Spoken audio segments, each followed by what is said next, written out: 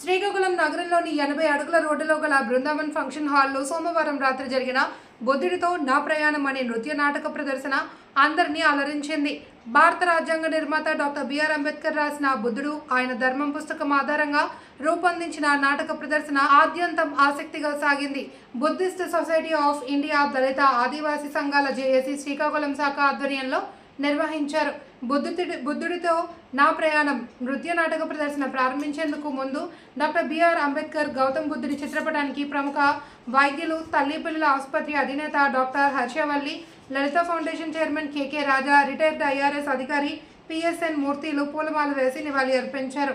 నా ప్రయాణం నృత్య నాటక ప్రదర్శనలో కార్యక్రమంలో ముఖ్య అతిథులుగా Ambedkar university vice chancellor proprietor KR Rajani, ప్రముఖ వైద్యులు పిల్లల ఆసుపత్రి అధినేత డాక్టర్ విజయ్ కుమార్, డాక్టర్ హర్షవల్లి దంపతులు, దళిత ఆదివాసీ బహుజన సంఘాల జేఏసీ నాయకులు, బుద్ధిస్ట్ సొసైటీ సభ్యులు Bonela Ramesh, Hanumanth, Manmatharao, Saketi Nagaraju, Lingala Appanna, Boyidi Muralikrishna, Lasa Someswararao, Sudhakar master, RG Eswararao, retired tahsildar Ramappudu, Bokara Narayanarao, doctor Ramarao, doctor Ambedkar, doctor Gundabala Mohan తదితరులు పాల్గొన్నారు.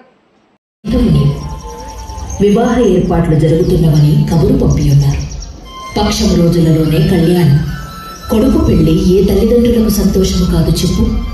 పెళ్లి పనులలో మనసుని లగ్నం చేయి. సిద్ధార్థునికి పెళ్లి